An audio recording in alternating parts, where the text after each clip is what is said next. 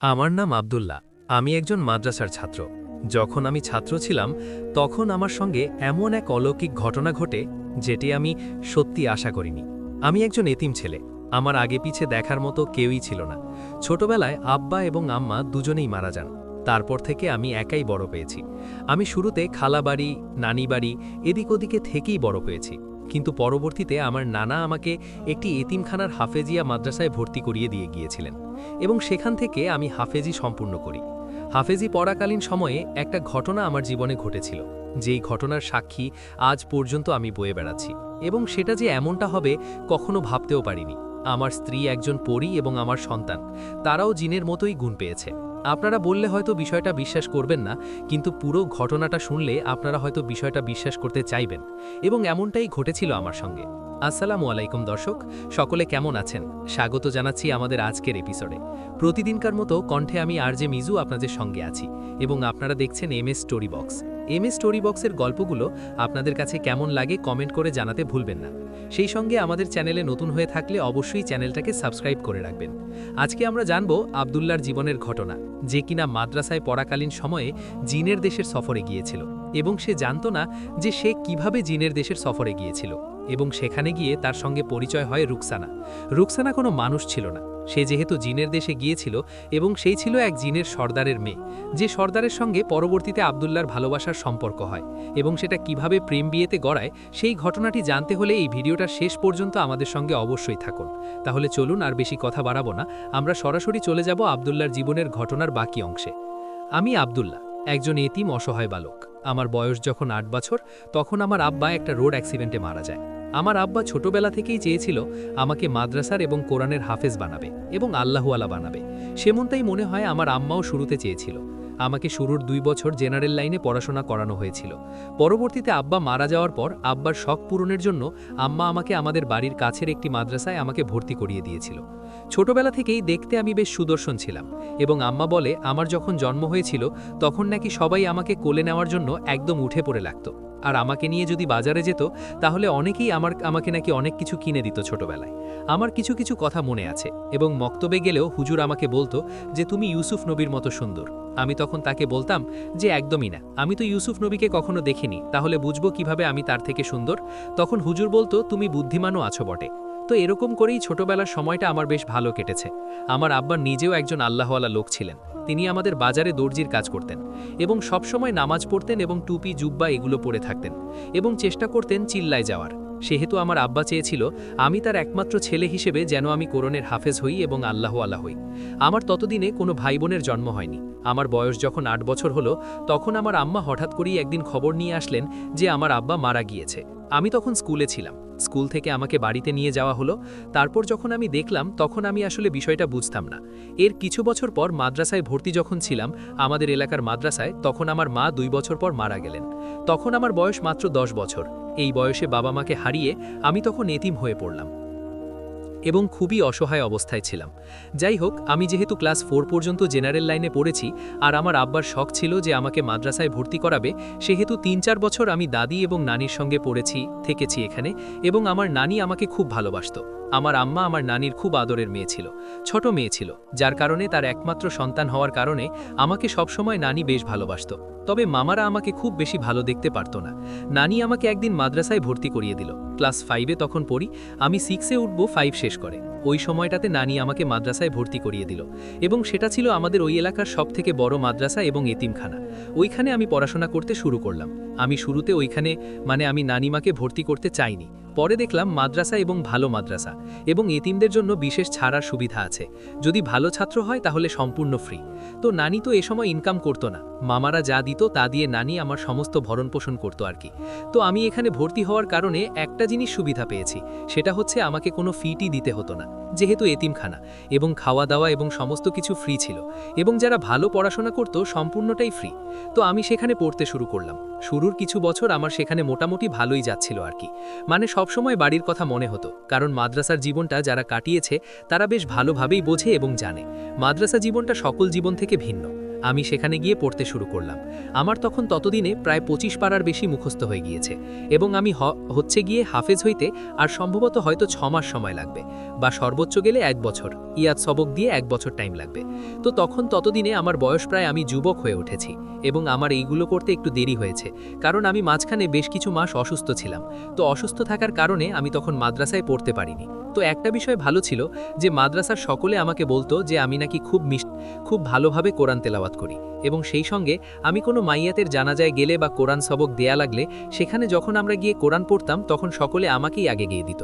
এবং হুজুর আমাকে বলতো যে তুমি তেলাওয়াত করো। তো আমি দেখতে যেরকম সুন্দর ছিলাম, আমার কণ্ঠস্বরও ঠিক ওরকমই সুন্দর ছিল। তো সব মিলিয়ে মাদ্রাসা জীবন আমার বেশ ভালো কেটেছে এখানে। তো আমার তখন 25-26 পারা সম্পূর্ণ মুখস্থ হয়ে গিয়েছে, আর 3-4 পারা বাকি আছে, তো এটাও সম্পূর্ণ হয়ে যাবে।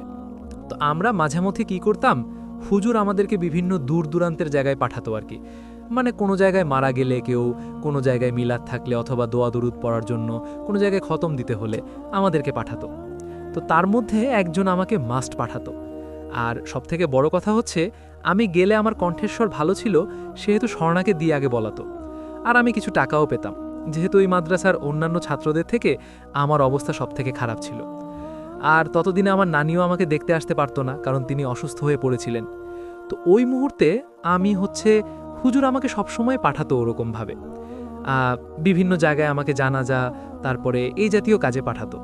তো একদিন আমি গিয়ে দুপুরবেলা খেয়ে দিয়ে শুয়ে আছি। তো ওই মুহূর্তে বিকেল হয়ে গিয়েছে, আসরের আজান দিলে কিন্তু আমরা উঠে নামাজ পড়ি, আর বিকেলের পরে আমরা একটু পড়াশোনাও করি। তো ওদিনকে আমি আবার একটু অসুস্থ ছিলাম, জ্বর ভাব ছিল। হুজুরের কাছ থেকে ছুটি নিয়ে এসে আমি শুয়ে আছি। তো আসরের নামাজও পড়িনি, মাগরিবের নামাজ প্রায় ধরে গিয়েছে। তো খানিকটা সুস্থ অনুভব করছিলাম এবং উঠে মসজিদে গেলাম। আমাদের মাদ্রাসার পাশে মসজিদ ছিল। মসজিদ থেকে নামাজ পড়ে বের হব, ওই মুহূর্তে আমাদের ওখানকার যে বড় হুজুর ছিল, তো বড় হুজুর আমাকে ডাক দিলেন। ডাক দিয়ে বললেন যে, আব্দুল্লাহ, তুমি কি সুস্থ হয়েছো? কোথায় যাচ্ছ তুমি? তাই ওকে নিলে একটু কাজ আছে। আমি বললাম যে, কি কাজ হুজুর? সেই মুহূর্তে তখন হুজুর বলল যে, তোমাকে একটা জায়গায় যেতে হবে, জায়গাটা যাওয়া খুব আর্জেন্ট। রাতে 10টা-11টার দিকে কিছু লোক আসবে, তোমাকে নিয়ে যাবে এবং তোমাকে একাই যেতে হবে সেখানে। তুমি সেখানে যাও, তাহলে তাদের সঙ্গেই কিন্তু তোমাদেরকে কোনো প্রশ্ন করবে না, তোমাকে যতটুকু করতে বলা হবে ঠিক ততটুকু করবে। আমি বললাম যে, হুজুর আপনি যাবেন না? তো সে বলল কি যে, আমার একটু কাজ আছে, তো আমাকে আজকে বাড়িতে যেতে হবে, এই জন্য আমি সেখানে যেতে পারছি না। তবে তোমার উপর আমার বিশ্বাস আছে, তুমি সেখানে যাও এবং সেখানে গিয়ে তুমি কাজটা সম্পূর্ণ করে আসো। ওরা তোমাকে নিয়ে যাবে এবং তোমাকে দিয়ে যাবে, তুমি তাদেরকে কোনো প্রশ্ন করবে না, বা এমন অদ্ভুত কোনো কিছু যা আসলে স্বাভাবিক না, এরকম কোনো কিছু না দেখলেও তুমি তাদেরকে কোনো প্রশ্ন না করে তুমি তোমার মতো করে যেটা বলা হবে সেটা করে চলে আসবে। ঠিক আছে, আমি বললাম যে, আচ্ছা ঠিক আছে হুজুর, আপনি যেটা বলবেন সেটাই হবে। তো হুজুর তখন বলল, আচ্ছা ঠিক আছে, তোমাকে আজকে আর পড়তে হবে না, তুমি যাও গিয়ে বিশ্রাম করো এবং রাত্রবেলা আমি তোমাকে যখন ডাক দিব তখন তুমি বের হবে, ঠিক আছে? তো আমি সেখানে বসেছিলাম, যেহেতু শরীর খারাপ ছিল, আমি বসে বসে হাদিসের বই পড়ছিলাম। তো রাত্রেবেলা আমাকে খাওয়ার সময় ডাকা হলো না। হুজুর বলল কিছু এখানে গিয়ে তোমাকে খাবার দিবে। তো রাত তখন 9টা, 9:30 বাজে। হুজুর বলেছিল 10টার পরে, কিন্তু 9টার মধ্যেই হুজুর আমাকে ডাক দিল। ডাক দিয়ে তখন বলল, আসো। তাই বলে সে আমাকে সাথে করে নিয়ে আমাদের মাদ্রাসার পেছনের যে জঙ্গলটা আছে, পেছনের সাইডে একটা ছোট ভিটা টাইপের আছে, মেহগুনি গাছ লাগানো, এবং সেই মেহগুনি গাছের মধ্যে দিয়ে আমাকে হুজুর সামনের দিকে নিয়ে গেল। আমি হুজুরের সাথে সামনে আগাতে লাগলাম এবং বেশ খানিকটা পথ আগানোর পর আমি খেয়াল করলাম সেই মেহগুনি বাগানের মাঝখানে 3জন লোক দাঁড়িয়ে আছে। 3জন লোকের মাথায় ঘুমটা দেওয়া, সাদা রঙের জুব্বা পরা এবং মুখে নুরানি দাড়ি, মাথায় পাগড়ি, এবং তারা বেশ খানিকটা লম্বা। তেনারা আসলেন এবং হুজুর আমাকে বললেন, আপনারা ওকে নিয়ে যান, ওকে নিয়ে গিয়ে আপনারা আবার ফজরের আজানের আগে দিয়ে যান, ঠিক আছে? তো ওনারা তখন মাথা নাড়ালেন, কোনো কথা বললেন না। তারপর হুজুর আমাকে বললেন, যাও। তাই বলে সেখানে একটা গাড়ি ছিল, বাহনটা ছিল অনেকটা ঘোড়ার গাড়ির মতো। আমাকে সেই বাহনের ভিতর বসানো হলো এবং তারা 3জনই আমার সেই গাড়ির ভিতর উঠে বসলেন। তাদের 3জনের চোখের দিকে যখন আমি তাকালাম, দেখলাম নীলবর্ণের চোখ, মানে নীলবর্ণের মণি আমি আর আগে কখনো দেখিনি। আমি তাদেরকে সালামও দিয়েছিলাম। তিনারা ভিতরে ঢোকার পর কোনো কথা বলছিলেন না, চুপচাপ বসেছিলেন। আমার পাশে এক মুরব্বী বসেছিলেন, তার মুখে একদম সাদা নুরানি দাড়ি, এবং অন্য 2জন যুবক লোক, তারা আমার দিকে তাকিয়ে আছে। তো আমি তাদেরকে বললাম যে, আপনাদের চোখগুলো অন্যরকম। তিনি তখন বললেন, কোনো কথা বলবে না, তোমাদেরকে যা বলা হবে সেটাই করবে। আমি বললাম, জি আচ্ছা। তারপর হুজুর যেহেতু আমাকে নিষেধ করে দিয়েছেন যেন আমি কোনো কথা না বলি, আমি তখন তাদের সঙ্গে যেতে শুরু করলাম এবং বেশ খানিকটা পথ গাড়িটা চলতে শুরু করলো। শুরুটা মনে হচ্ছিল গাড়িটা রাস্তা দিয়ে চলছে, কিন্তু কিছুক্ষণ বাদে গাড়ির সেই ঝাঁকিটা বন্ধ হয়ে গেল। রাস্তার উপর দিয়ে চললে ঝাঁকি হয় সেটা তো স্বাভাবিক বিষয়, কিন্তু গাড়ির ঝাঁকিটা মানে চাকা করা বন্ধ হয়ে গিয়েছে এরকমটা মনে হচ্ছে। তো গাড়িটা চলতে শুরু করেছে এবং বেশ খানিকটা পথ চলল আর কি। বেশ খানিকক্ষণ পর আমি আবার অনুভব করলাম যে গাড়ি চাকা ঘুরতে শুরু করেছে এবং মাটির রাস্তা দিয়ে বা যে কোনো একটা রাস্তা দিয়ে চলছে সেরকমটা মনে হচ্ছে। বিমান চললে আর মাটি দিয়ে চললে দুইটা গাড়ির মধ্যে পার্থক্য বোঝা যায় না, ঠিক সেরকমই মনে হচ্ছিল আমার কাছে, যদিও আমি কখনো বিমানে চড়ি নাই। তো গাড়িটা সেখানে গিয়ে একটা রাস্তার উপর থামলো। থামার পর আমাকে নামতে বলা হলো। আমি সেখানে নামলাম। চারিদিকে ঘুটঘুটে অন্ধকার, তেমন কিছু দেখা যাচ্ছে না। তবে আমি ডান দিকে তাকিয়ে অবাক হয়ে গেলাম। দেখলাম আমি বিশাল বড় এক আলিশান প্রাসাদের সামনে দাঁড়িয়ে আছি। প্রাসাদের চারপাশ ঘেরাও দেওয়া এবং মনে হচ্ছে যে প্রাসাদের পেছনে বড় বড় ইমারত বা পাহাড় রয়েছে। হালকা আলোতে কিছুটা দেখা যাচ্ছে। তো আমি তখন ঘরের ভিতর আমাকে নিয়ে যাওয়া হলো। আমি ঘরের মধ্যে গেলাম। ঘরের ভিতরে যখন ঢুকলাম দেখলাম মশালের মতো এক ধরনের জিনিসের মধ্যে দিয়ে আগুন জাতীয় কোনো আলো বের হচ্ছে। তবে সেটা যে আগুন না স্পষ্ট বোঝা যাচ্ছে এবং মনে হচ্ছে যে একটা লাইট। তো আমাদের মাদ্রাসায় সাধারণত কারেন্টের যে বাল্ব থাকে সেই বাল্বের থেকে অন্যরকম আলাদা এবং ভিন্ন টাইপের এক ধরনের বাল্ব। তো আমি তখন সেটার ভেতরে ঢুকলাম। ঘরের ভিতর ঢোকার পর আমাকে দোতলার ওই সিঁড়ি দিয়ে উপরে নিয়ে যাওয়া হলো। উপরে নিয়ে যাওয়ার পর আমি দেখলাম সকলে বসে আছে, কেউ কোনো কথা বলছে না। ওইখানকার চেয়ার তারপর বসার জায়গাগুলো বেশ অদ্ভুত। সকালের নিচে মাদুর পেতে বসে আছে এবং পুরো বাড়িটার ভেতরটা পাথর দিয়ে, একদম বালি কালারে যে পাথর আছে সে পাথর দিয়ে নির্মাণ করা। তো আমি তখন উপরে উঠে গেলাম এবং ওঠার পর উনি আমাদেরকে একটা কক্ষের ভেতরে নিয়ে গেল আমাকে।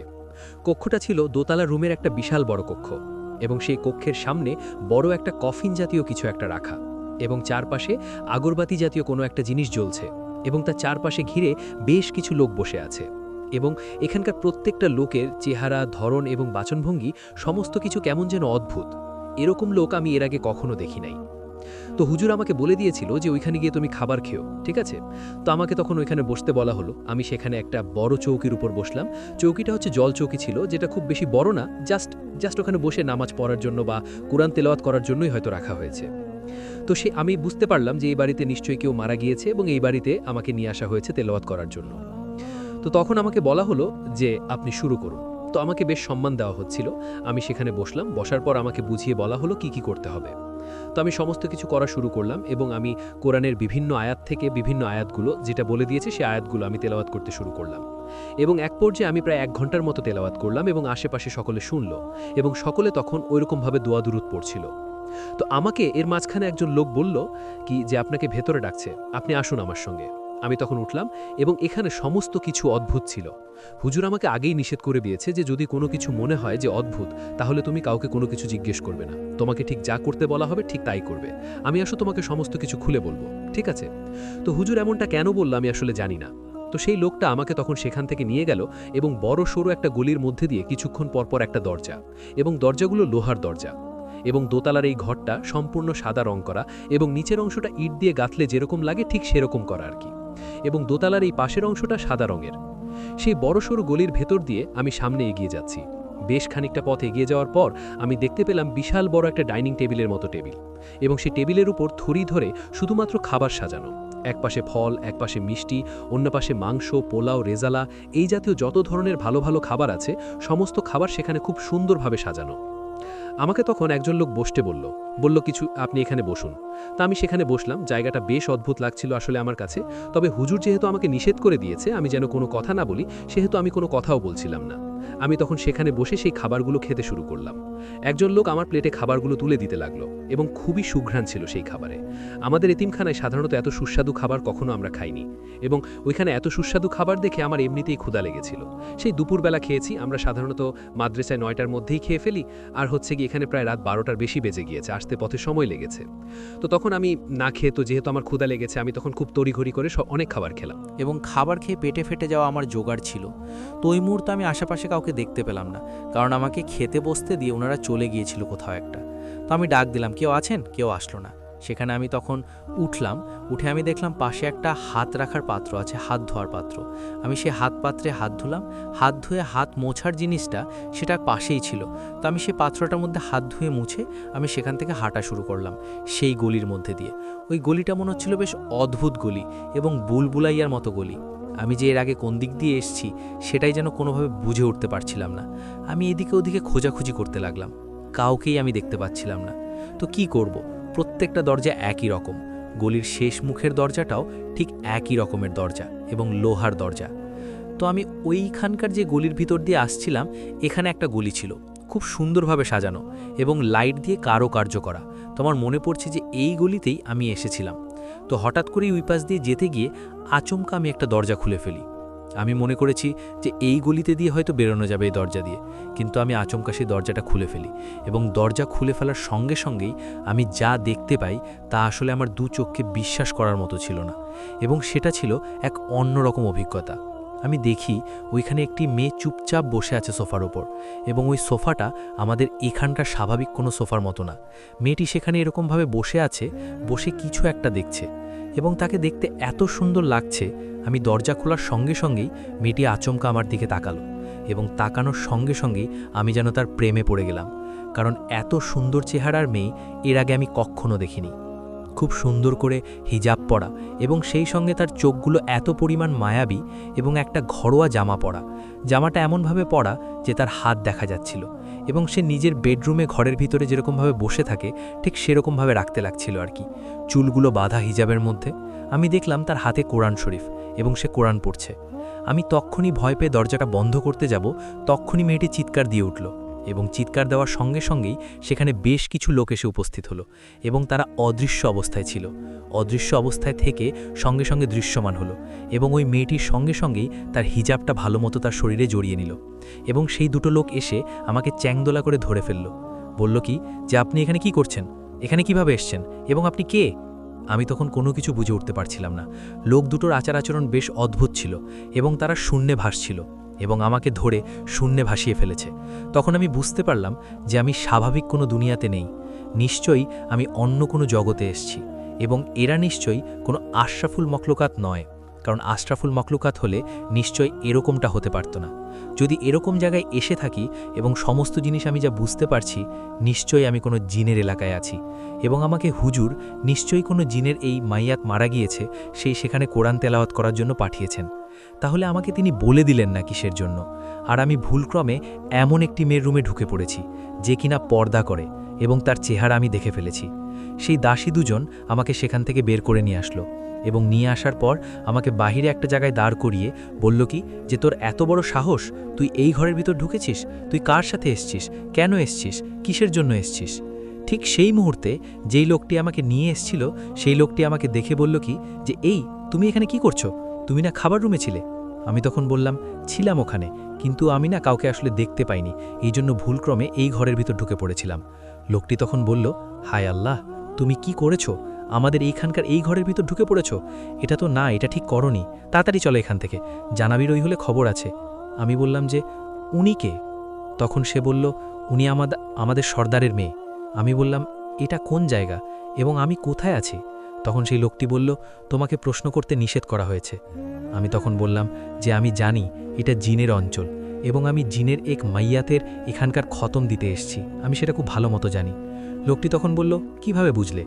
আমি বললাম যে না বোঝার কি আছে, জিন সম্পর্কে আমি পড়েছি এবং জানি, সেহেতু এটা না বোঝার কোনো কিছু নেই। লোকটি তখন বলল, আচ্ছা ঠিক আছে, তুমি যতটুকু বুঝেছো, যা দেখেছো সেটুকু ক্ষান্ত থাকো, তোমাকে যে কাজে নিয়ে আসা হয়েছে সেই কাজ করো, তোমার আর কত সময় লাগবে? আমি বললাম যে লাগবে, বেশ খানিকটা সময় লাগবে। তারপর আমাকে আমার সেই খাটের ওপর নিয়ে বসানো হলো।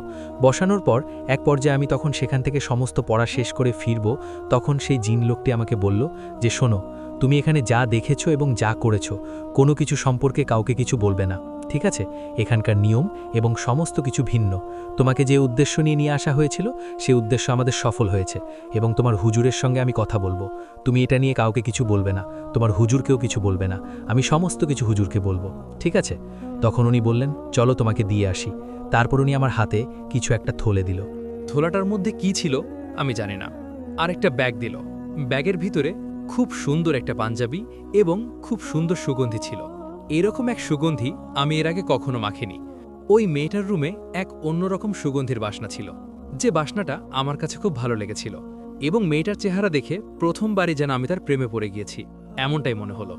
কারণ তখন আমার শুদ্ধ যুবক বয়স, এই বয়সে এরকমটা হওয়া স্বাভাবিক বিষয়। আমি তখন ওখান থেকে চলে আসলাম, এবং এই লোকটা আমাকে ফজরের আজানের আগে আমাকে ওখানে নামিয়ে দিয়ে গেল। আমি অজু করে নামাজটা পড়ে শুয়ে পড়লাম আর কি। সাধারণত সকালবেলা নামাজ পড়ে আমাদের পড়ার বিধান আছে, তবে যেহেতু বড় হুজুর বলে দিয়েছে, আমি প্রায় দুপুর পর্যন্ত ঘুমালাম, যেহেতু আমি বাইরে ছিলাম সারা রাত। এবং ঘুম থেকে উঠে আমি গোসল করছিলাম, তখন কল পারে। তো হুজুর আমাকে দেখে বলল যে কালকে সমস্ত কিছু ঠিকঠাক ছিল তো? আমি বললাম জি হুজুর, সব ঠিকঠাক ছিল।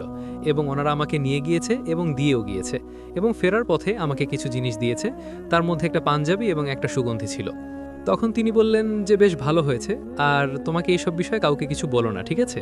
তুমি তো বুঝতে পেরেছো নিশ্চয়ই? আমি বললাম জি হুজুর। আপনার সঙ্গে কি ওনার দেখা হয়েছিল? হুজুর বলল হ্যাঁ, ওনারা গতকালকে আমার সঙ্গে দেখা করেছে, আর তুমি যা দেখেছো তা তুমি কাউকে বলবে না, ঠিক আছে? আর মাঝে মধ্যে ওখানে যেতে হতে পারে, তবে এবার থেকে আমি তোমাকে নিয়ে যাব। আমি বললাম জি, আচ্ছা ঠিক আছে হুজুর। তো যাই হোক, যেহেতু এটা জিনের অঞ্চল ছিল এবং জিনদের সঙ্গে মেলামেশা করা ঠিক না, সেহেতু আমি ওই জায়গার কথা ভুলেই গেলাম আর কি। তবে একটা জিনিস আমি ভুলতে পারছিলাম না, সেটা হচ্ছে ওই মেয়েটা। ওই মেয়েটা আমার মন কেড়েছে এবং আমার নজরও কেড়েছে। মেয়েটার চেহারা এত সুন্দর ছিল। প্রথম দিন রাত্রেবেলা আমার একদমই ঘুম হলো না, আমার একটু শরীর খারাপ ছিল। কারণ হচ্ছে মেয়েটার চেহারা বারবার আমার চোখে হাসছিল এবং মনে হচ্ছিল যে সে আমার আশেপাশে কোথাও একটা আছে, এবং আমি যেন তাকে অনুভব করতে পারছি। কারণ হচ্ছে প্রথম রাত থেকেই আমি একটা অদ্ভুত সুঘ্রাণ আমার নাকে পেতে শুরু করলাম, যে সুঘ্রাণটা ওই রুমের ভিতরে ওই মেয়েটার ঘরে পেয়েছিলাম। তবে এমনও হতে পারে যেটা আমার মনের ভুল, মনের ভ্রম, তাকে পছন্দ করি, এজন্য এমনটা হতে পারে। তো যাই হোক, সেদিনকে রাত্রেবেলা বিকেলবেলা, এর পরের দিন শুক্রবার ছিল। তো এর পরের দিন হচ্ছে বিকেলবেলা আমি সাধারণত বাড়িতে যাই, আমার নানু হচ্ছে অসুস্থ ছিল। তো আমি মামা বাড়িতে মাঝে মধ্যে যেতাম, আর আমার দাদা বাড়িতে খুব কম যেতাম, কারণ দাদা বাড়ির লোকজন আমাকে পছন্দ করতো না। যদিও আমার দাদা বাড়িতে আমাদের ঘর ছিল, সেই ঘরে আমি মাঝে মধ্যে যেতাম, এবং মাদ্রাসা থেকে বাড়ি আমাদের বাড়িটা কাছে ছিল। কিন্তু আমি সবসময় চেষ্টা করতাম নানু বাড়িতে যাওয়ার জন্য, আগে নানুর সঙ্গে দেখা করতাম। তো আমি সেদিনকে বৃহস্পতিবার দিন বিকেলবেলা আমি নানু বাড়িতে চলে গেলাম আর কি। আর আমার নানু বাড়িটা একদম বনের মধ্যে ছিল আর কি, চারিপাশে শুধুমাত্র গাছপালা। আর আমার নানারা যেখানে বাড়ি করেছে সেই বাড়ির মধ্যেও বড় বড় গাছপালা আছে, এবং একটা বাগান বাড়ির মতো বাড়ি আর কি, চারিদিকে গাছপালা দিয়ে ভরা। তো আমি সেই বাড়ির ভিতরে গেলাম, এবং আমার শোয়ানা একটা কক্ষ ছিল, যে কক্ষে আমি ঘুমোতাম। তো সেই কক্ষে আমি নানির সঙ্গে দেখা করলাম, দেখে ওদিনকে রাত্রেবেলা আমি শোলাম। আমি প্রত্যেক দিন শুক্রবারের দিন আমি নানির সঙ্গে দেখা করার জন্য বাড়িতে যেতাম। এটা আমার একটা অভ্যাস ছিল, কারণ নানুর সঙ্গে দেখা করতে যাওয়ার যে আনন্দটা, এটা ছিল এক অন্যরকম আনন্দ। তো আমি যখন যাচ্ছিলাম, যেতে যেতে প্রায় মাগরিবের আজান শেষ করে আমি যাত্রা শুরু করলাম। তো যাত্রা শুরু করার পরে আমি তো ভ্যানে চড়ে আসলাম, এবং আমাদের বাজার থেকে আমাদের বাড়ি পর্যন্ত আমি হেঁটেই আসতাম। অল্প একটু রাস্তা, হয়তো 300-400 মিটার রাস্তা হবে। এই রাস্তায় ভ্যানে আসতে গেলে আমাকে 5 টাকা দেয়া লাগতো। তা আমি তখন চিন্তা করতাম যে হেঁটেই আসি, আর রাস্তাটা ছিল কাঁচা, যার কারণে এদিকে কোনো ভ্যান ট্যান আসতে চাইতো না। আমি যখন হেঁটে আমাদের বাড়ির কাছাকাছি আসলাম, মানে তখনও প্রায় অনেকটা পথ বাকি ছিল, তো ওইখানে আসার পর একটা অদ্ভুত সুঘ্রাণ আমার নাক ঘেঁষে বয়ে গেল, এবং শুধুমাত্র আমি তখন টের পেলাম আমার কান ঘেঁষে একটা গরম বাতাস শরীরের পাশ দিয়ে বয়ে গেল। কেন যেন মনে হচ্ছিল যে আমাকে কেউ ফলো করছে। আমি পেছন দিকে তাকিয়ে কাউকে দেখতে পেলাম না। গাছের একটা গাছ তখন নড়ে উঠল। আমি আশ্চর্য হয়ে এদিক ওদিকে তাকাতে লাগলাম, এবং যতক্ষণ হেঁটে গেলাম ততক্ষণই আমি অনুভব করছিলাম কেউ আমার পাশ দিয়ে হেঁটে আসছে। এবং আচমকা আমি দক্ষিণ সাইডের যে জঙ্গলটা আছে তার দিকে তাকাতেই খেয়াল করলাম একটি আলো দুপ করে নিভে গেল, এবং আলোটা ততক্ষণ ওখানে জ্বলছিল, কিন্তু কিসের আলো ছিল বুঝতে পারলাম না। ততক্ষণ আমি বাড়ির কাছাকাছি চলে এসেছি। আমি এর আগে ওরকমভাবে এদিক দিয়ে এসেছি, কিন্তু কখনোই এমনটা হয়নি, কিন্তু এই প্রথম আজকে এমনটা হলো। কেন হলো বুঝতে পারলাম না। আমি তখন হাঁটতে হাঁটতে বাড়ির দিকে চলে আসলাম। আসার পর বাড়িতে এসে সন্ধ্যার দিকে খাওয়া দাওয়া করলাম। বাড়িতে আসার পর আমার মামার বাসায় টিভি ছিল, তো টিভি দেখতাম আমি। তো টিভি দেখা শেষ করে রাত্রি 10টা-11টার দিকে আমি আমার নিজের কক্ষে এসলাম, এবং কক্ষের জানালা যেটা ছিল আমার একদম মাথার সাথে লাগানো জানালা। তো ওইখানে জানালা খুললে সরাসরি একদম সামনের রাস্তা দেখা যেত, এবং আমার নানি বাড়ি যেহেতু বলেছি আগেই, চারিদিকে বাগান টাইপের একটা বাড়ি আর কি। তো সেখানে আমি অনেক বছর আগে থাকতাম, এখন তো মাদ্রাসায় থাকি, মাঝে মধ্যে এসে শুক্রবার থাকি এই বিছানায়। তো সেখানে আমি শুয়েছিলাম। তো রাত তখন ভীষণ গভীর হবে, রাত 1টা-2টা এরকম রাত। তো আমি শুয়ে আছি, তো অচমকা আমি খেয়াল করলাম যে আমার চোখ খুলে গেল, তাম করে খুলে গেল। চোখ খুলে যাওয়ার সঙ্গে সঙ্গে আমি দেখলাম আমার যে রাস্তা আছে, রাস্তা থেকে হালকা নিচে নেমে ওইখানে আমার জানালা থেকে 4-5 হাত দূরে একটি মেয়ে দাঁড়িয়ে আছে, এবং মেয়েটির চুলগুলো বাতাসে উঠছে, তার শরীরে জল জল করে আলো জ্বলছে, মুখে নাকাব দেওয়া, চোখ দুটো দেখা যাচ্ছে, আবার হিজাব পরা, এবং সেই সঙ্গে তার সম্পূর্ণ শরীর একটা সাদা বোরকা দিয়ে মোড়ানো আর কি, হাত পা কোনো কিছু দেখা যাচ্ছে না। আমি দেখি সঙ্গে সঙ্গে ভয়ে আটকে উঠলাম, এবং উঠে আমি যখন ভালো মতো তাকালাম দেখলাম সেখানে কেউ নেই। আমি কিছু বুঝে উঠতে পারছিলাম না, আশ্চর্য হয়ে এদিক ওদিকে তাকাতে লাগলাম। তো সেই মুহূর্তে বুঝতে পারলাম যে আমার ঘুম ভেঙে গিয়েছে, মূলত আমার বাথরুম পেয়েছিল। তো আমি উঠে বাথরুমে গেলাম, আমাদের বাথরুমটা বাইরে ছিল। বাথরুমে গিয়ে আমি উঠলাম, বাথরুম থেকে বের হয়ে আমি কলপাড়ে হাত মুখ ধুবো। তো ঠিক সেই মুহূর্তে আমি দেখলাম যে আমি যেই দরজা দিয়ে ঘরের ভিতর ঢুকি সেখানে ওই মেয়েটা দাঁড়িয়ে আছে, আমার থেকে 4-5 হাতে দূরে। তো আমি যখন সঙ্গে সঙ্গে দেখি চিৎকার করতে যাব, তখনই আমার গলা দিয়ে শব্দ বের হচ্ছিল না, মানে কেমন জানি শব্দ আটকে গিয়েছিল। মেয়েটা উড়ন্ত অবস্থায় আমার দিকে এগিয়ে আসলো, এগিয়ে এসে আমাকে বলল যে তুমি ভয় পেও না আব্দুল্লাহ, আমি তোমাকে ভয় দিতে আসিনি। তো আমি তখন বললাম, আপনি আমার নাম জানলেন কিভাবে, আর আপনি কে? আপনাকে তো দেখে কোনো... মেয়েটি তখন বলল, হ্যাঁ, আমাকে দেখে কোনো আশরাফুল মাখলুকাত মনে হচ্ছে না, তাই না? কিন্তু আমি সত্যিই কোনো আশরাফুল মাখলুকাত না, আমি ভিন্ন একটা জগৎ থেকে এসেছি। তুমি যেখানে গিয়েছিলে, আমি বললাম যে আমি আপনাকে চিনতে পারলাম না, আমি গিয়েছিলাম কোথায়? আমি তো গিয়েছিলাম কিছুদিন আগে, আমাদের এক মাইয়াত ছিল, আমার হুজুর পাঠিয়েছিল সেখানে কোরআন শরীফ তেলাওয়াত করার জন্য। তখন সে মেয়েটি আমাকে বলল, হ্যাঁ, সেখানে তুমি আমাকে দেখেছিলে, মনে আছে? আমাকে আজ পর্যন্ত বাহিরের কোনো পরপুরেশ দেখেনি, শুধুমাত্র তুমিই আমাকে দেখেছ। তাই বলে সে তার মুখের নাকাবটা সরালো এবং আমি তাকে চিনে ফেললাম। আমি তখন বললাম যে আসলে আমি সেদিকে ভুল করে ঢুকে গিয়েছিলাম, আপনি দয়া করে কিছু মনে করবেন না, আপনি নিশ্চয়ই আমার ক্ষতি করতে এসেছেন, তাই না? মেরি তখন বলল, একদমই না, একদমই না আব্দুল্লাহ, আমি তোমার ক্ষতি করতে আসিনি, বরঞ্চ আমি তোমাকে দেখে মুগ্ধ হয়েছি, তোমার তিলাওয়াত শুনে আমি মুগ্ধ হয়েছি। তুমি এত সুন্দর করে তিলাওয়াত করতে পারো, আর তুমি দেখতে এত সুদর্শন যে প্রথম দেখায় আমি সেদিনকে হয়তো তোমাকে দেখে কিঞ্চিত প্রথম আচমকা ভয় পেয়েছিলাম, কারণ আমি তো মেয়ে, তাই না? আমি তো একটু ভয় পাবই, কিন্তু যখন আমরা দুজন চোখাচোখি করলাম, আমি তোমাকে দেখে সত্যিই মুগ্ধ হয়েছিলাম, কারণ তোমার মতো সুদর্শন যুবকের আগে আমি কখনো দেখিনি, এজন্যই তোমাকে আমার ওইখানেই ভালো লেগেছে। তারপর যখন তোমার তিলাওয়াত আমি শুনলাম এবং জানলাম যে তুমি এখানে তেলাওয়াত করতে এসেছো এবং তুমি একজন মানুষ, তখন আমার একটু কেমন জানি লেগেছিল। পরে ভাবলাম আমরা দুজনেই তো আল্লাহ তাআলার সৃষ্টি, এবং তোমাকে দেখে আমার সেদিনকেই ভালো লেগে যায়। তারপর আমি তোমাকে ফলো করি এবং ফলো করে এখানে এসে ভাবছিলাম যে কখন তোমাকে একা পাবো, কিন্তু তোমাকে একা পাচ্ছিলাম না। আজকে আসার সময় রাস্তায় তোমার সঙ্গে দেখা করব এবং কথা বলবো ভেবেছিলাম, তবে সাহস করে উঠতে পারিনি। তোমার জানালা খোলা ছিল, আমি ওদিকে তোমাকে দেখছিলাম, কিন্তু অচমকা তুমি চোখ খুলে আমাকে দেখে ফেলো এবং তারপরেই আমি এখান থেকে গায়েব হয়ে যাই, এবং আমি সত্যি মূলত ভয় পেয়েছিলাম। তারপর ভাবলাম যে তোমার সঙ্গে যেহেতু তুমি আমাকে দেখেই ফেলেছো, সেহেতু তুমি নিশ্চয়ই ভয় পাবা এবং আমার তোমার পরিচয় দিয়ে দেওয়া উচিত। তো এভাবেই আমি তোমাকে সেদিন প্রথম দেখি। আমি তখন বললাম যে কিন্তু তুমি একটা পরী মেয়ে, তাহলে তুমি আমার সঙ্গে কেন বন্ধুত্ব করতে এসেছো? সে তখন বলল যে এসেছি কারণ তোমার মতো বন্ধু থাকলে আমার বেশ ভালো লাগবে এবং তোমার কাছ থেকে আমি কিছু সবক শিখতে পারবো। তুমি কোরআনের হাফেজ। বলল হাফেজ এখনো হয়নি, ও বলল কি যে হবা আস্তে আস্তে, আমার বন্ধু হবে তুমি। আমি বললাম আচ্ছা ঠিক আছে, কিন্তু একজন জিন আর মানুষের... ও তখন বলল এসব বিষয় নিয়ে তুমি কোনো চিন্তা করো না, আমি আগামীকালকে আবার আসবো, ঠিক আছে? তুমি আগামীকালকে মাদ্রাসায় যাবে তো? মাদ্রাসায় গেলে রাত্রেবেলা আমি তোমাকে ডাক দিব এবং তোমাকে নিয়ে আমি এমন একটা জায়গায় যাব, তুমি আমাকে বিশ্বাস করো? তো আমি বললাম যে হ্যাঁ, বিশ্বাস যদি না করতাম তাহলে নিশ্চয়ই বলতাম না যে ঠিক আছে, আর তুমি তোমাকে নিয়েও যেতে পারতে, এটাই বিশ্বাস জগিয়েছে আমাকে। আমি বললাম যে আচ্ছা ঠিক আছে তাহলে। তারপর সে আমার চোখের সামনে থেকে গায়েব হয়ে গেল। আমি তার দিকে হাঁ হয়ে তাকিয়েছিলাম, কারণ মেয়েটা যেন পুরী, এবং সে তো পুরী, কিন্তু যেন তার থেকেও সুন্দর। এরকম সুন্দর মেয়ে আমি আমার জীবনে কখনো দেখিনি। আমার তখন যুবক বয়স, তাকে দেখে আমার পছন্দ হওয়াটা স্বাভাবিক বিষয়, এবং সেও আমাকে পছন্দ করেছে। আমাদের দুজনের মধ্যে একটা ভালো বন্ধুত্বের সম্পর্ক হলো, এটাই যেন অন্যরকম লাগছিল। আমি বিষয়টা হুজুরকে জানাবো, হুজুরকে জানালে হুজুর কি মনে করবে, সেজন্য আমি হুজুরকে আর ওই বিষয়টা সম্পর্কে কিছু জানাইনি।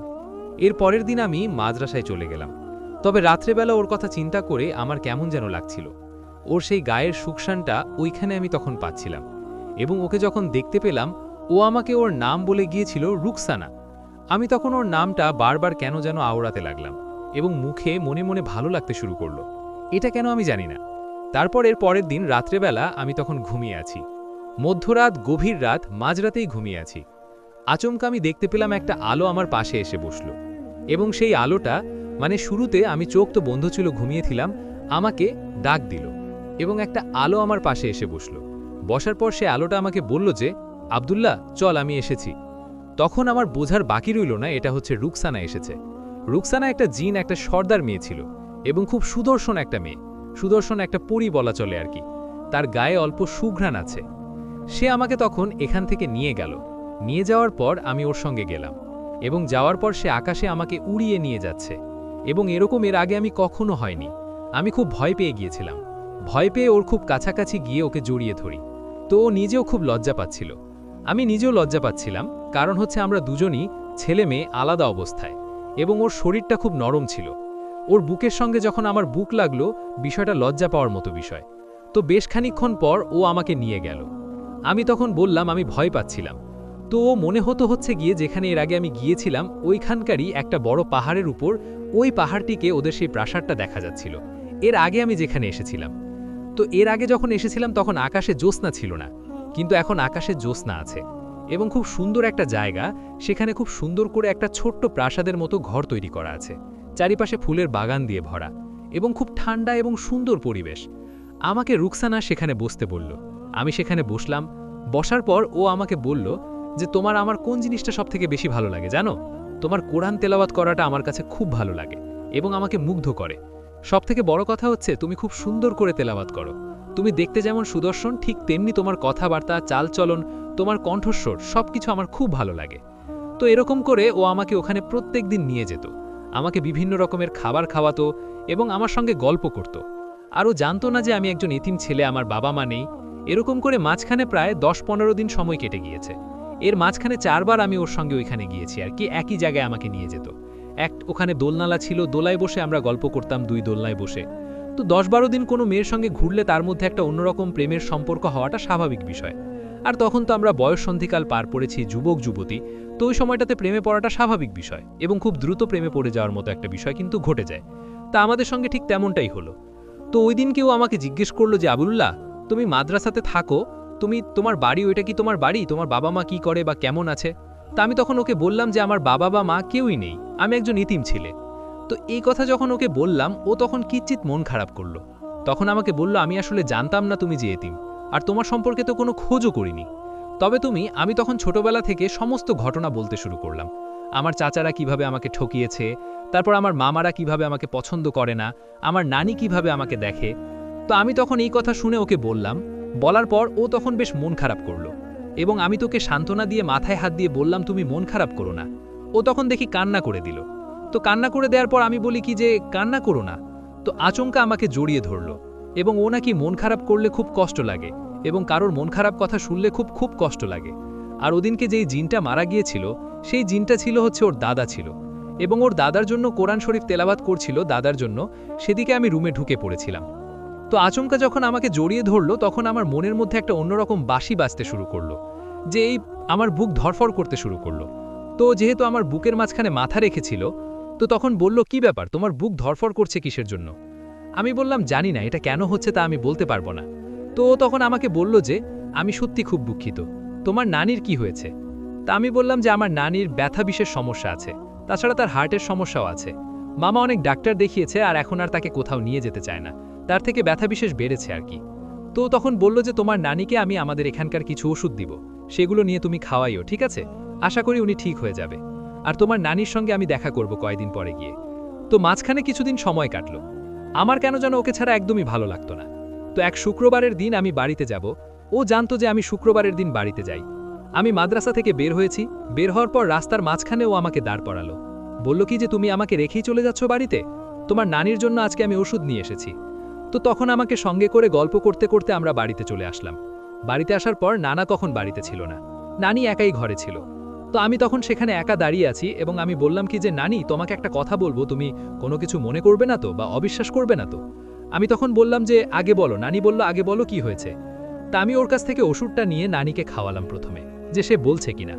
তো আধা ঘন্টার মতো সময় কাটলো। আধা ঘন্টা আমি এবং রুকসারা আমার রুমে বসেছিলাম। আমি তো আধা ঘন্টা পর আসলাম। আমি বললাম নানি তোমার ব্যথা কি আছে? নানি বলল নানি ব্যথা তো টের পাচ্ছি না, ব্যথা তো কমে গেছে মনে হচ্ছে। আমি তখন বললাম যে এটা কে পড়েছে জানো, ওষুধটা তোমাকে কে দিয়েছে? আমি বললাম কি যে এই যে দেখো। তাই বলে তখন রুকসানা দৃশ্যমান হলো এবং নানি দেখার সঙ্গে সঙ্গে সেই এক প্রকার উন্নাদের মতো করতে শুরু করলো, কারণ নানি জিন পরি এগুলো এর আগে অনেকবার দেখেছে, তার বয়স অনেক। সে তখন বলল যে জিন, যে হ্যাঁ নানি ওর নাম রুকসানা এবং আমার খুব ভালো বন্ধু, আমরা ওই তোমাকে ওষুধগুলো দিয়েছে। তো শুরুতে নানিটা বুঝতে চায়নি, একটু এসিকেট করেছে। পরবর্তীতে বুঝে বোঝে যে নানি ওই জিনটা ভালো জিন এবং আমাকে পছন্দ করে। এবং নানি তখন বুঝতে পারে যে ওকে নাকি জিজ্ঞেস করেছে পছন্দ করে কিনা। তো ভালো মন্দ তেমন কিছু বলেনি। তো কয়েকদিন পর ওদিকে তো গল্পগুজব করে চলে যাই। কয়েকদিন পর এক পূর্ণিমার রাতে ও আমাকে নিতে আসে। তো নিতে আসার পর ওর যে রুম ছিল, যে রুমে প্রথমবার ওর সঙ্গে আমার দেখা হয়েছিল, তো সেই রুমে যাওয়ার পর আমাকে নিয়ে যায়। নিয়ে যাওয়ার পরে আমাকে বসতে বলে। প্রথমবার সঙ্গে আমার দেখা হয়েছিল, তো এর আগে কোনো পরপুরুষ ওর চেহারা দেখেনি বা ওর শরীর এরকমভাবে টাচও করেনি, একমাত্র আমি করেছি, জড়িয়ে ধরেছি। তো ও তখন আমাকে সেখানে বসে বলে যে, আব্দুল্লাহ, এর আগে আমি কোনো পরপুরুষকে আমার চেহারা দেখাইনি, অথবা কেউ এরকমভাবে আমাকে টাচ করেনি, এরকমভাবে দেখেনি। তুমি যখন আমার কাছে আসো তখন আমার কেমন যেন খুব ভালো লাগে, খুব আনন্দ লাগে, এবং সে আনন্দের সীমা আমি বোঝাতে পারবো না। আমি মনে হয় সম্ভবত তোমাকে ভালোবেসে ফেলেছি, এবং তোমাকে ছাড়া আমি হয়তো থাকতে পারবো না। আমি তখন, আমার মুখটা তখন ধরফার করছিল, আর মুখ ধরফর করে যখন প্রিয় কেউ কাছে আসে। তো রোকসানা যেহেতু আমার খুব কাছে ছিল, আমার প্রিয় ছিল, এবং আমি ওকে ভালোবাসতাম, এবং ভালোবাসার অনুভূতিটা যেরকম হয় ওই সময় বুঝতে পারি, কারণ ওকে ছাড়া আমি থাকতে পারতাম না। রোকসানা তখন আমাকে এসে জড়িয়ে ধরল, এবং আমরা যেহেতু একই রুমের ভিতরে ছিলাম সেহেতু আমি ওকে ছোট চুমু খেতে শুরু করলাম, এবং ও আমাকে ধরে চুমু খেতে শুরু করলো। তো ঠিক সেই মুহূর্তে আমরা দুজন সংযত হলাম, কারণ হচ্ছে ওইখানে তখন একজন দাসী চলে এসেছিল, এবং না আসলে কি যে হতো আমি জানি না, কারণ হচ্ছে আমরা দুজনেই তখন, আর সে কথা না বলি। তো তারপর আমাদের প্রেমের সম্পর্ক এখান থেকে শুরু হলো। এর মাঝখানে বেশ কয়েক বছর সময় কেটেছে, বেশ কয়েক বছর বলতে 2-3 বছর। আমি হাফেজি শেষ করলাম। হাফেজি শেষ করার এই সময়টা তো আমাকে খুব বেশি সাপোর্ট দিয়েছে।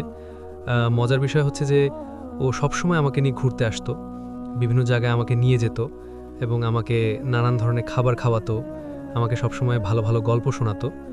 আমি কিন্তু হাফেজি শেষ করে ফেললাম এখান থেকে। 1 বছর ওর সঙ্গে তখন আমার প্রেমের সম্পর্ক। 1 বছর ওর সঙ্গে থেকেছি, গল্পগুজব করেছি। ও নানির সঙ্গে দেখা করতে আসতো, এবং আমাকে না বলে নানির সঙ্গে দেখা করত, নানির সঙ্গে গল্প করত। তার ব্যথা বেশ সেরে গিয়েছিল, আমাকে কি বুকে ব্যথার সমস্ত সেরে গিয়েছিল, এবং নানি ওকে খুব বেশি ভালোবাসতো, মানে আমার থেকে আপন যেন ওই হয়ে গিয়েছিল তার কাছে। তো আমাদের দুজনের যে প্রেমের সম্পর্ক ছিল, আমাদের নানি সেটা খুব ভালোভাবে জানতো, বুঝতো। তো এরকম করে প্রায় 2 বছর মাঝখানে কাটলো। আমি হাফেজি শেষ করলাম। হাফেজি শেষ করার পরে মাওলানায় ভর্তি হলাম, এবং ওই মাদ্রাসা ছেড়ে অন্য একটা মাদ্রাসায় আসলাম।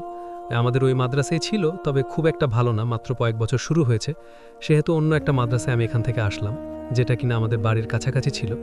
তো আমি সেখানে পড়তে শুরু করলাম। এর মাঝখানে নিয়মিত আমার ওর সঙ্গে যাতায়াত ছিল, গল্পগুজব করতাম, নিয়মিত ওর সঙ্গে গল্প হতো, কথাবার্তা বলতাম আমি। তো সব মিলে আমাদের প্রেমের সম্পর্ক খুব ভালো চলছিল, এবং খুব আনন্দের সহিত চলছিল। তো এর মাঝখানে কি হয়, একদিন আমি এবং ও একটা বাগানের ভিতরে খুব সুন্দর একটা কুঠিরের মতো মাচা বানানো ছিল, সেখানে বসে থাকতাম। আমার কোলে মাথা রেখে শুয়ে থাকতো, ওর চুলে হাত বুলে দিতাম, ওর কপালে চুমু খেতাম। তো এর মাঝখানে আমাদের দুজনের মধ্যে তেমন কোনো শারীরিক সম্পর্ক যেহেতু কোনো কিছুই হয়নি, কারণ হচ্ছে আমরা কখনো চাইনি এগুলো করতে, বিয়ের আগে আর কি। বিশেষ করে আমি কখনো এগুলো চাইতাম না, কারণ একজন হুজুর হয়ে জেনার সম্পর্ক, এরকম শারীরিক সম্পর্ক করব, এটা আসলে আমার লজিক ছিল না। তো যাই হোক, সেদিনকে ওদের গোত্রের একজন কাছের জিন, যে কিনা ওকে চেনে এবং দেখেছে, ওকে তখন দেখে ফেলে, এবং দেখে ফেলার পর ওর যে বাবা ছিল, সেই বাবা হচ্ছে জিনের সর্দার ছিল ওই অঞ্চলের, সর্দারকে বিচার দেয় আর কি, যে আপনার মেয়ে এরকমভাবে এক মানুষ ছেলের সঙ্গে মিশছে আর কি। তো এটা যখন জানাজানি হয়, তখন হচ্ছে গিয়ে আমাকে দুজন জিন সেখান থেকে তুলে নেয়, এবং ওই অবস্থায় আমাদের দুজনকে ওখান থেকে ধরে নিয়ে যাওয়া হয়। ধরে নিয়ে গিয়ে এইসবের বিচার তো আর রাজদরবারে করা যায় না, বা ওখানকার যেসব দরবারি জিন আছে তাদের সঙ্গে করা যায় না। আর যে দূতটা দেখেছিল উনি হচ্ছে গিয়ে সর্দারের খুব ঘাস একজন লোক। তো উনি তখন আমাদের দুজনকে সেখান থেকে ধরে নিয়ে যায়। নিয়ে যাওয়ার পর সেই সর্দার রুমে আমাকে নিয়ে যাওয়া হয়। ওনাকে এর আগে আমি কখনো দেখিনি, মাথায় বড় মুকুট পরা, এবং সেই সঙ্গে বেশ অদ্ভুত ভঙ্গিমায় আমার দিকে তাকাচ্ছে। আমাকে তখন বলল, তোর স্পর্ধা তো কম না, একজন মানুষ হয়ে তুই কিভাবে আমার মেয়ের সন্তান পেলি বা তাকে দেখলি, কারণ ও তো। আমি তখন বললাম যে আপনি আমার ক্ষমা করবেন এবং মার্জনা করবেন, এটা আমি ইচ্ছে করে করিনি, আসলে আমার এক হুজুর আমাকে এখানে পাঠিয়েছিল প্রথম দিন, এবং সেখানে দেখার পর আমি সে হুজুরের সঙ্গে এখানে আসি, এবং আসার পর এখানে আপনার সম্ভবত বাবা মারা গিয়েছিল সেদিনকে, এবং সেদিনকে আমি খাতোয়া তেলাওয়াত করছিলাম, এবং সেদিনকে আমি ওর সঙ্গে দেখা হয়। এরপর তোকে আমি দেখতে পাইনি। এরপর ও আমার সঙ্গে গিয়ে দেখা করে, এবং আমাদের মধ্যে একটা ভালো সম্পর্ক সৃষ্টি হয়। তো এই কথা শোনার পর তখন যে পরি মেয়েটা আছে ওকে জিজ্ঞেস করে, রোকসানাকে, যে এটা কি সত্যি কিনা। তো তখন সেই হুজুরকে ডেকে পাঠানো হলো এবং আমি দেখতে পেলাম আমাদের মাদ্রাসার যে পুরাতন হুজুর আছে তিনি আর কি, তিনি আমাকে খুব ভালোবাসতেন। তো তিনি আসার পর আমাকে যখন এখানে দেখতে পেলো, বললো আব্দুল্লাহ তুই এখানে। আমি তখন সমস্ত ঘটনা তখন সে শুনলো। শোনার পর আমাকে হুজুর একদম মারবেই, কারণ হচ্ছে আমি এমন একটা কাজ করেছি যা কিনা হুজুরের মাথা হিট করে দিয়েছে। এরকম একটা বাজে কাজ করেছি আমি আর কি। সর্দারের মেয়ের সঙ্গে প্রেম করেছি এবং তার সঙ্গে মেলামেশা করছি। এনারা বেশ ধার্মিক জিন এবং ধর্ম বেশ ভালোভাবে মেনটেন করে। তো শুরুতে আমি ভয় পেয়ে গিয়েছিলাম, হুজুর আমাকে বকাঝকা করছিল। তো সে সর্দার আমাকে আমালো, থামিয়ে দিয়ে বলল কি যে থাক মামুন থাক, আর এরকম করা লাগবে না। আর তুমি যেহেতু আমার খুব কাছের একজন মানুষ ছিলে, আর তোমার ছাত্র, যে ছাত্র তুমি আমার কাছে পাঠিয়েছিলে খাস ছাত্র, সেই ছাত্রটা নিশ্চয়ই ভালো ছাত্র হবে এবং তুমি ওর কথা এর আগেও আমাকে অনেকবার বলেছো। তো যাই হোক, আমার মেয়ে যদি ওকে পছন্দ করেছে, আর ভালোবাসা সম্পর্কে আমরা কখনো না করতে পারবো না, কারণ জিনেরা একবার যাকে পছন্দ করে তাকে আজীবন ভালোবেসেছে এবং আমার মেয়ে হয়তো থাকতে পারবে না ওকে ছাড়া। তো সব থেকে ভালো হয় যে আজকে আমরা ওকে ধরে বিয়ে দিয়ে দিই এবং বিয়ে দিয়ে দিই, তারপরও পড়াশোনা করতে থাকুক। আর ওর যেহেতু কেউ নেই এতিম, সেহেতু ও আমাদের এখানে থাকলেও আমার কোনো সমস্যা নেই। তো হুজুর এই কথা শুনে বেশ খুশি হলেন এবং আমিও বেশ খুশি হলাম। এবং ওদিনকে হুজুর এবং আরও 4 জন জিন সাক্ষী থেকে আমাদের এখানে বিয়ে পড়ানো হলো এবং সেই বিয়ে সম্পন্ন করা হলো। পড়ার পর আমাকে সেখানে বাসর ঘরে পাঠানো হলো এবং ওদিন প্রথমবারের মতো আমার সেই পরিপ্রেমিকা রোকসানার সঙ্গে আমাদের শারীরিক সম্পর্ক হয় এবং আমরা সেখানে খুব আনন্দে সহিত ছিলাম এবং এত পরিমাণে আনন্দে আমি সেখানে ছিলাম যে বলে বোঝাতে পারবো না। বেশ কিছুদিন আমি সেখানে বসবাস করি, সেখানে থাকি এবং থাকার এক পর্যায়ে আমি আবার মাদ্রাসায় ফিরে আসি। তো তখন থেকে আমাদের সম্পর্ক এরকমভাবেই চলছে। আমি মাদ্রাসায় যখন থাকি তখন এখানেই থাকি, আর ওখান থেকে যখন আমি চলে যাই আমার পরিস্ত্রীর ওখানে, আমার শ্বশুর বাড়িতে যেখানে আমি ঘর সময় থাকি, ওখানে যখন চলে যাই তখন ওখানে আমি থাকি। তো এই ঘটনার প্রায় 8 বছর পেরিয়েছে, 8 বছর 9 বছর হবে আর কি। 9 বছরে আমাদের 2টো সন্তান হয়েছে এবং সে সন্তান আমাদের সঙ্গেই থাকে। এর আগে 2-3 বছর হলো আমার নানি মারা গিয়েছেন। তো নানি মারা যাওয়ার আগে আমাকে বলে গিয়েছে যে তোরা ভালো থাকিস আর কি। তো নানি আমার জীবনের অনেক বড় একটা অংশ আর কি। সে আমাকে সব কিছুতে হেল্প করেছে, আমার জীবনের একটা অনেক বড় অংশ বলা চলে আর কি। তো আমি রোকসানার সঙ্গে এখন ভালো আছি, একটা মাদ্রাসায় শিক্ষকতা করি এবং প্রত্যেক দিন আমি শিক্ষকতা শেষে আমি রোকসানার সাথে এখানে চলে আসি এবং এভাবে আমার জীবন চলছে। আমি আশা করি আজকের আমার জীবনের ঘটনাটা আপনাদের কাছে ভালো লেগেছে। ভালো লাগলে অবশ্যই কিন্তু আমাদের ভিডিওতে লাইক করবেন, কমেন্ট করবেন, শেয়ার করবেন, সেই সঙ্গে আমাদের চ্যানেলটিকে সাবস্ক্রাইব করে রাখবেন। এতক্ষণ কণ্ঠে আমি আর যে মিজু আপনাদের সঙ্গেই ছিলাম। আপনারা শুনলেন আব্দুল্লাহর জীবনের ঘটনাটি ভালো লাগলে অবশ্যই আমাদের সঙ্গেই থাকুন। ধন্যবাদ সবাইকে।